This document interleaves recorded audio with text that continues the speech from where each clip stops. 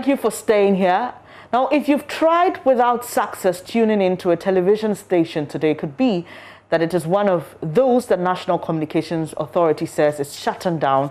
A release by the NCA indicates some 49 stations operating illegally are being shut down. It says the operation forms part of a continuous monitoring exercise conducted on various satellite free-to-air television platforms using the broadcast monitoring system and the radio spectrum monitoring system.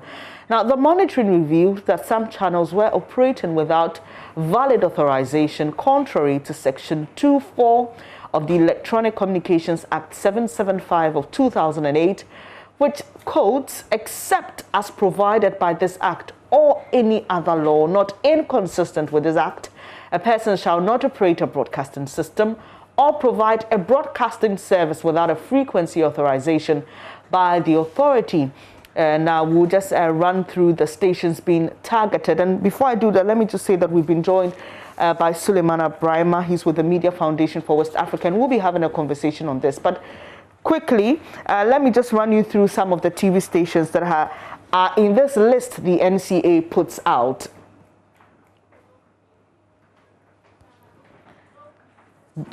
Okay, Dove TV, NTV, Thunder TV.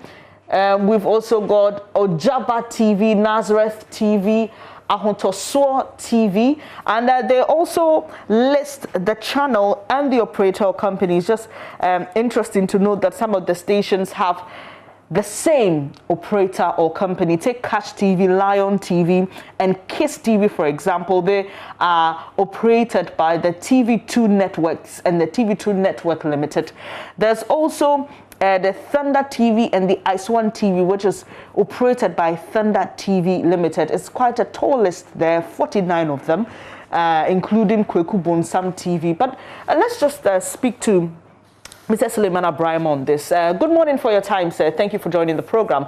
And sometime, some 2 years ago, when there were issues with the shutdown of some radio stations considered to be pro-NDC, we heard from the Media Foundation for West Africa. You've been doing some work trying to get more information on that.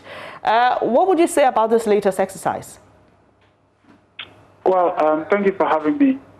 I think that when laws are made, they have to be followed, and institutions that are established to ensure that our laws work need to do their work. And in doing so, I think what is critical is that it must be done in a transparent manner and in a manner that will leave no one to question anything. In the specific instance of the radio stations exercise, I think that our concern was not to challenge the legal authority of the NCA to sanction stations that flout their frequency authorization conditions. But our challenge was the fact that the exercise was conducted in a non-transparent manner, and in the end, there was evidence that it was a politically motivated exercise. Now, in this particular instance, I'm getting two contradicting messages. One, the NCA statement issued yesterday indicates that these stations are being shut down because they are operating without a valid, and I would want to emphasize the word valid. So they say without valid authorization. Now, my understanding of that would be that they do have authorizations which may have expired, and so they are operating with expired authorization.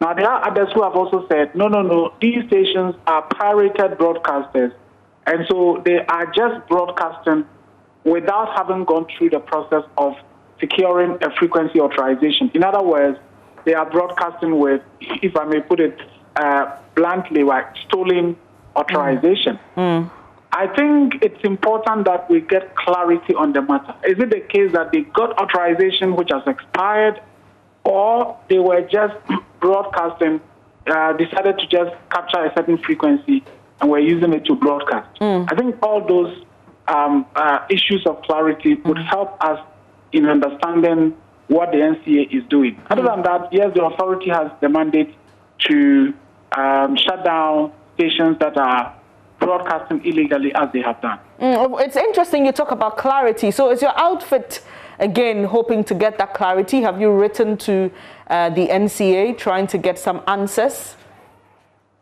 Well, we have not as yet, but I mean, of course, in the interest of all of us, even media organizations such as yours can engage the NCA to say, look, we need clarity. Because if it is the case that they are operating without valid authorization, which means that their their authorizations have expired, it is important to know when did they get the authorization, at what point did it expire, and why didn't the NCA take the necessary steps as required by law to ensure renewal.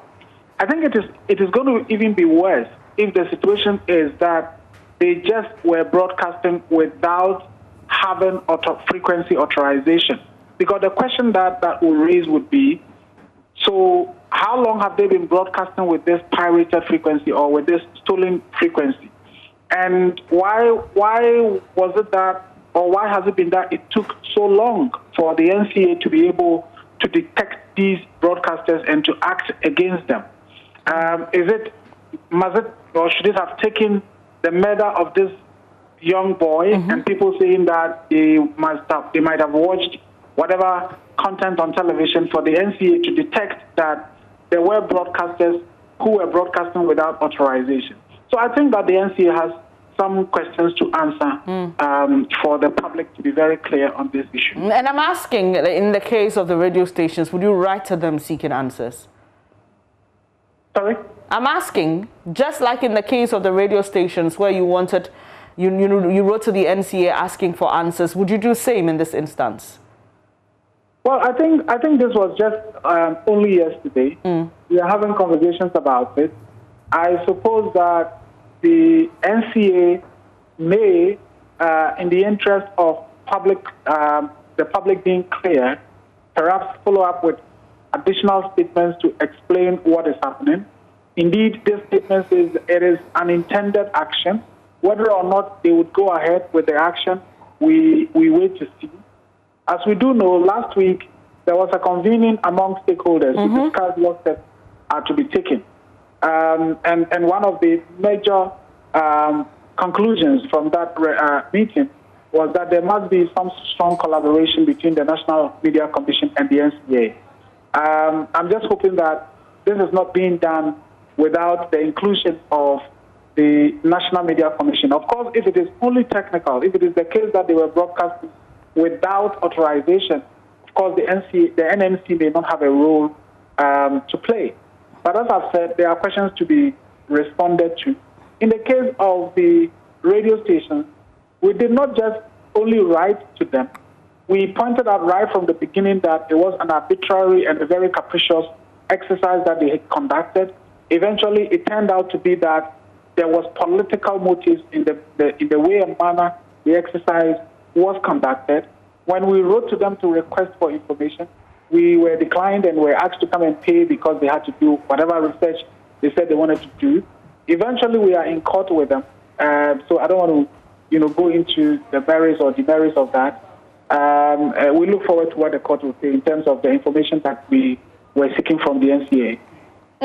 Mr. Sulemana Braimah, I'll come back to you to wrap up my conversation with you, but we've been joined by the president of the Ghana Independent Broadcasters Association, Mr. Eninkra. Thank you so much for your time this morning.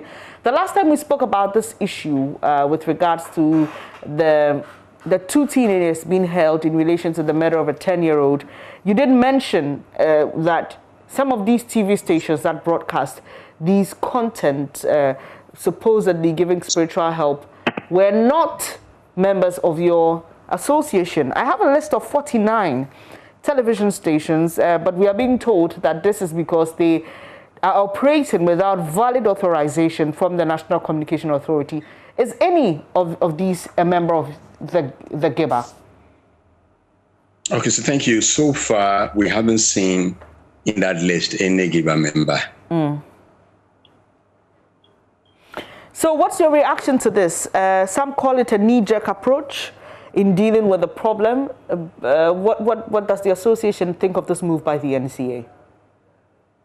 Right. So from discussions we've had with the NCA in the past, they give us the impression that this is a sequel to what action they started some time back in 2017, and for some kind of reasons was halted. Well, we would say that probably the Kaswa incident is one of the issues that had brought this to the fore and had caused them to be doing what they are doing at the moment. But then the fact of the matter also is that that had been in discussion with the NMC in some time, and then with the Ghana Chamber of Telecoms at another point. Even with the Bank of Ghana, we had made approaches towards them to look at the situation, what was happening in television space, with the hope of getting some kind of sanitization going on before the Kaswa incident. We would probably say that the Kaswa incident is what has brought it to the front burner and giving the motivation for some of these activities. But otherwise, the discussion was ongoing before the Kaswa incident occurred. So, Mr. Dikra, I mean, this list is not the entire list of television stations we have in Ghana, considering our spectrum, our population. I know we are all for media space and media freedom, but there are some who believe that there are just too many of them within our system. What do you say to that? Well, it depends on what kind of research that has been carried out. In our opinion, it is important that we look at the population density and what we need the spectrum for and how it is being distributed. We also need to have some kind of clarity in terms of what we want to use our media to achieve, and to make sure that the spectrum, which is a natural resource which happens by itself, we are able to use it and distribute it properly for the benefit of the citizens. The National Communications Authority is responsible for this particular activity. But then again, you realize that when spectrum is given, spectrum is used for a particular purpose, which is content. The content, the supervision of content, making sure that people are using content for the purpose for which spectrum is given, falls in the purview of the National Media Commission. We are hoping that with the coming into being of the new broadcasting law, this will be considered, and National Media Commission will be given the opportunity to handle spectrum distribution in the country for the use of all and the equal usage, the fair distribution of it, and would get better results than we have now. I appreciate your time. Andrew Danso Eninkra is GABA president. Let me quickly wrap up this conversation with Executive Director of the Media Foundation for West Africa. So, Mr. Braimah, a country of about 30 million people, we are seeing a list of 49 TV stations that are in default. And, I mean, obviously, there's more. Do you agree with those who say it's just too many of these stations? Well, I think that we may have to really take a serious look at that particular issue and also very much scrutinize the work of the NCA, the authority that is supposed to manage our spectrum in ways that would be appropriate and in ways that would support the development of our country.